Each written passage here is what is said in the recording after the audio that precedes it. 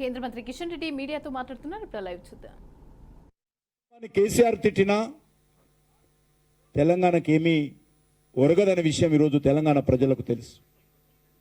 తెలంగాణ అభివృద్ధి జరగదు. అసెంబ్లీ నియోజకవర్గానికి సాగునీటి సౌకర్యం కల్పిస్తా, హాస్పిటల్ నిర్మాణం చేస్తా, రెసిడెన్షియల్ స్కూల్ నిర్మాణం చేస్తా అని కేసీఆర్ చెప్పాడు, రేవంత్ రెడ్డి చెప్పాడు. కానీ క్రింది స్థాయిలో ఏమీ జరగలేదు ఇప్పటివరకు.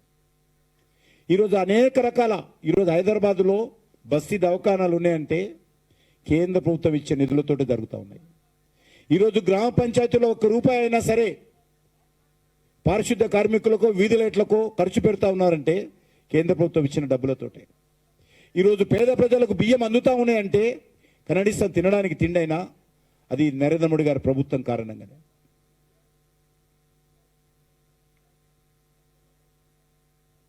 ఈరోజు ధాన్యం కొనుగోలు చేస్తున్నామంటే కేంద్ర ప్రభుత్వం ఇచ్చిన నిధుల కారణంగానే. పత్తి కొనుగోలు చేస్తున్నామంటే కేంద్ర ప్రభుత్వం ఇచ్చిన నిధుల కారణంగానే. ఈరోజు తెలంగాణలో రవాణా సౌకర్యాలు మెరుగుపడతా ఉన్నాయంటే జాతీయ రహదారుల కారణంగానే. కానీ ప్రతిరోజు ప్రచారం మాటం ఆర్భాటం, అభివృద్ధి మాత్రం నిల్ అనే విధంగా ఈరోజు ఉన్నది. పరిస్థితి ఈ రకంగా ఉంటే మీసాలకు సంపెంగా నూనెన్నారు. ఆ రకంగా ఈరోజు మూసి 1,50,000 కోట్లు అభివృద్ధి చేస్తారు. మళ్ళీ ఆయన నల్గొండలో ప్రచారం మొదలుపెట్టిండు, పాదయాత్ర చేసిండు. ఆలు లేదు చూలు లేదంటే అది ఉన్నది సామెత. నల్గొండలో ప్రచారం చేసిండు. మేము మూసి ప్రక్షాళన చేసి నల్గొండ జిల్లాను సస్యశ్యామలం చేయాలనుకుంటే ఇలా అడ్డుకుంటున్నారని. ఏం చేయబోతున్నావు? మూసిని ఏ రకంగా అభివృద్ధి చేయబోతా ఉన్నావు? ఎంత ఖర్చు అవుతుంది? దాని కార్యాచరణ ఏంటి? దానికి డిపిఆర్ ఏంటి? ఏదీ లేదు. కానీ 2 మాత్రం చేశాడు. ఇక్కడ ఇల్లు కొలగొడతా అంటాడు, నల్గొండలో రైతులను రెచ్చగొడతాడు.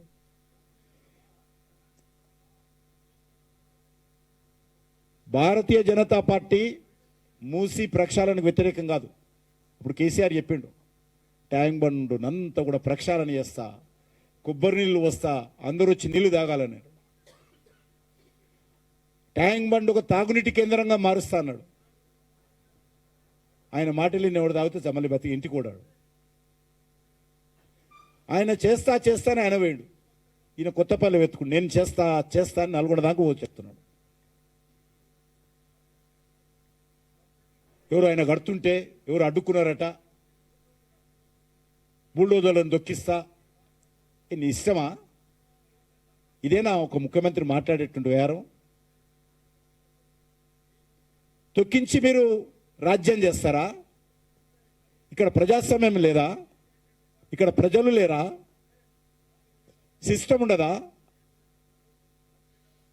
పేద ప్రజల ఇల్లు కూల్చొద్దు అంటే బుల్డోజర్తో రెక్కిస్తారా? మీరు తొక్కియండి, ఎట్లా తొక్కిస్తారో చూస్తాం మేము కూడా.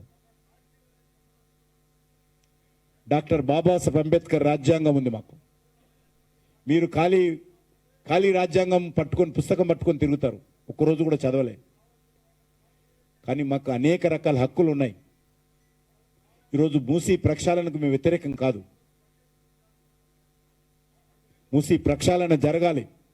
అది జంటనగర ప్రజలకు లాభం జరుగుతుంది, తెలంగాణకు లాభం జరుగుతుంది. పునరుద్ధరణ జరగాలి.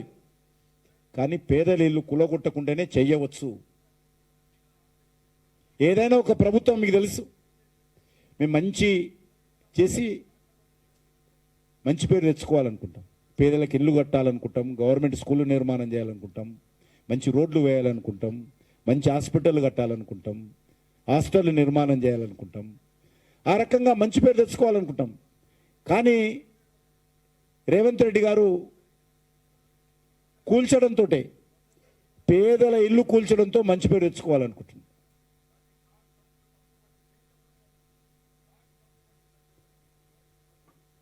అందుకే